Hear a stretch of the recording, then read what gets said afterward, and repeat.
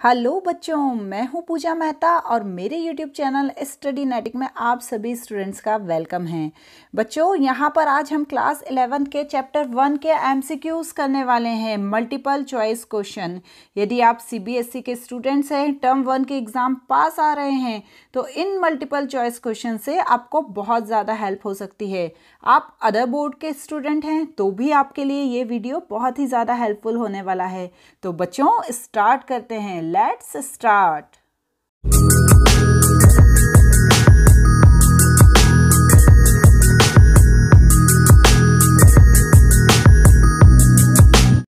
पहला एमसीक्यू दिया है counting and book keeping. First option है mean same and are used interchangeably. B option दिया है does not mean the same and are not used interchangeably. C option दिया है means both A and B and D दिया हुआ है none of above. इसका सही ऑप्शन है बच्चों बी। ये सेम नहीं है और एक दूसरे के बदले यूज़ नहीं किए जा सकते हैं। ऐसा क्यों है? क्योंकि बच्चों हम यहाँ पर अकाउंटिंग की डेफिनेशन देखते हैं। Accounting is a process of identifying financial transaction, measuring them in money term, recording them in primary books, classifying, summarizing, analysis, interpreting them and communicating।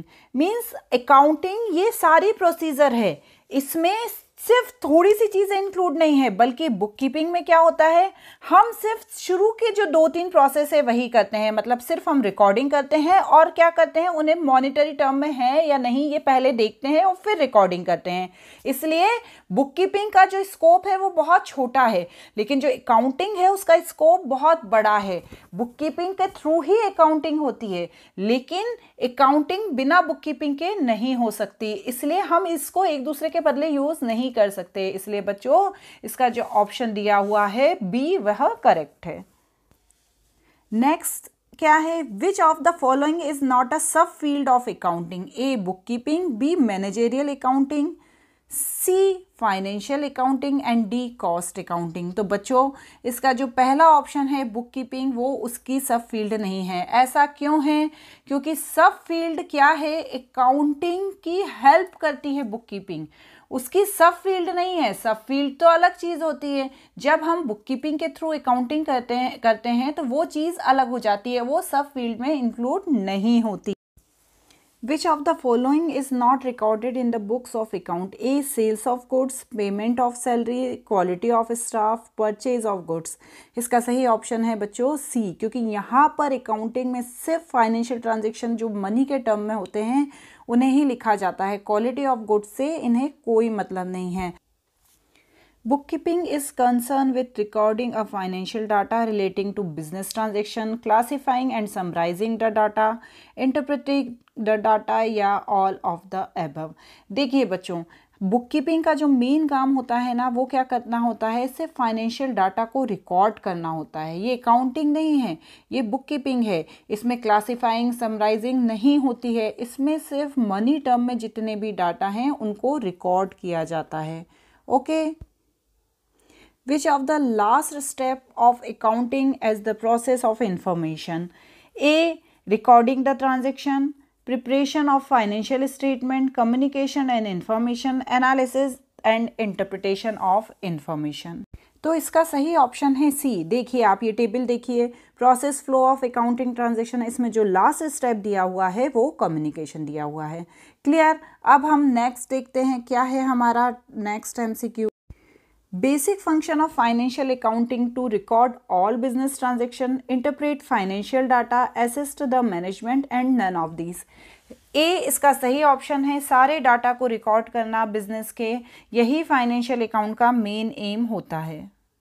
MCQ 7 देखते हैं। Transaction are posted into ledger account from A voucher, B general book, C bank statement and D none of these.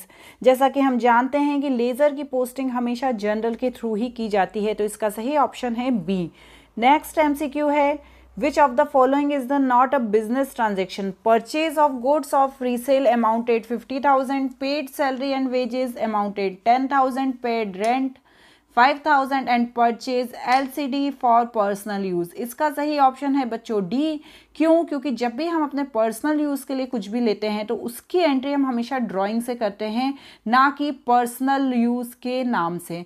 Next दिया हुआ है which of the following transaction will not be recorded in the books of account. A option है purchased LCD for a personal use, paying the amount of personal bank account, purchase machinery for resale and paid salary and wages. तो इसका सही option है ए, क्योंकि जैसा कि मैंने अपने पहले वाले MCQ में बताया कि ये पर्सनल यूज़ के लिए है जो ड्राइंग से जिसकी एंट्री की जाती है। नेक्स्ट MCQ है which one of the advantage of accounting. Accounting का सबसे बड़ा एडवांटेज है ये रिप्लेसमेंट है मेमोरी का। हम बहुत सारे ट्रांजेक्शन होते हैं पूरे मंथ में, हम हर ट्रांजेक्शन को लर्न नहीं रख सकते, याद नहीं रख सकते, तो हम क्या करते हैं उसे नोट कर लेते हैं। तो ये क्या होती है हमारी मेमोरी में, हमारी बुक में मेमोरी के रूप में फिट हो जाती है। नेक्स्ट है which of the important objective of accounting. To keep systematic record of financial transaction, to ascertain the net profit and loss of the business, to ascertain a financial position of business, या all of above. देखिए बच्चों इसका सही option है D, क्योंकि ये सभी काम में इसका यूज होता है। नेक्स्ट MCQ है which of the following is not a internal user of financial statement. Board of director, manager, employ और नन ऑफ दीज। इसका सही ऑप्शन है सी। क्यों? क्योंकि एम्प्लॉय जो होते हैं ना बच्चों वो सिर्फ वहाँ पर काम करते हैं, फाइनेंशियल अकाउंटिंग से रिलेटेड वो कोई काम नहीं करते हैं। जो बोर्ड ऑफ डायरेक्टर और मैनेजर्स होते हैं उन्हें ही ये सारी चीज़ें देखनी रहती है। Which of the following is not a characteristics of accounting. Recording non monetary transaction, classifying, analysis and summarising.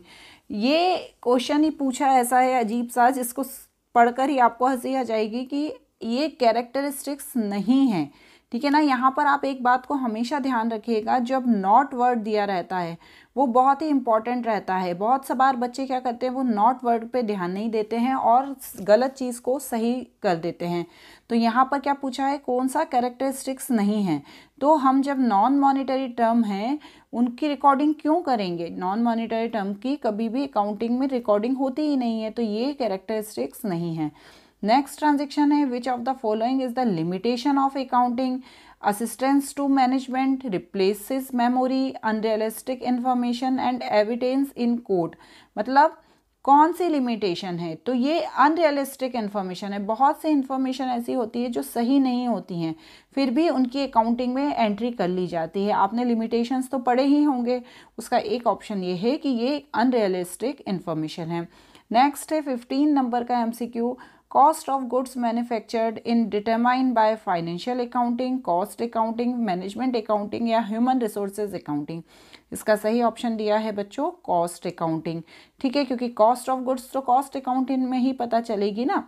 Next दिया है qualitative characteristics of accounting include reliability, relevance, understandability and comparability. तो बच्चों ये 4 ही ऑप्शन होते हैं क्वालिटेटिव कैरेक्टरिस्टिक्स के जो A और B में दिए हुए हैं, तो इसका C वाला ऑप्शन सही है। नेक्स्ट क्या दिया हुआ है, which of the following is the not a qualitative characteristics. तो जैसा कि हमने पढ़ा कि रियलेबिलिटी, अंडरस्टैंडेबिलिटी, कंपेरेबिलिटी ये क्या है क्वालिटेटिव कैरेक्टरिस्टिक्स। जो डी वाला ऑप्शन है वो यहाँ पर गलत है, ठीक है ना, तो इस पे हमें टिक कर देना है।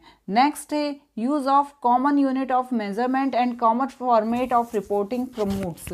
तो यहाँ पर इसका ए ऑप्शन सही है बच्चों।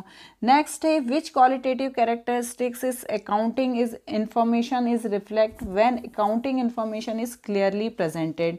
ए reliability, B relevance, C comparability and D understandability. तो यहाँ पर बच्चों जो सही ऑप्शन है वो डी होने वाला है। आप क्वालिटेटिव कैरेक्टरिस्टिक्स को बहुत अच्छे से पढ़ लेना, उसके पॉइंट्स को भी अच्छे से पढ़ लेना।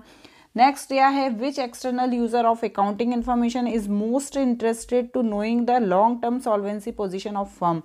मतलब कितना कर देने की क्षमता है, कितना लोन देने की क्षमता है, चुकाने की क्षमता है कंपनी में, ये कौन देखेगा, बैंक एंड फाइनेंशियल इंस्टीट्यूट्स देखेंगे। तो यहाँ पर सी ऑप्शन सही है।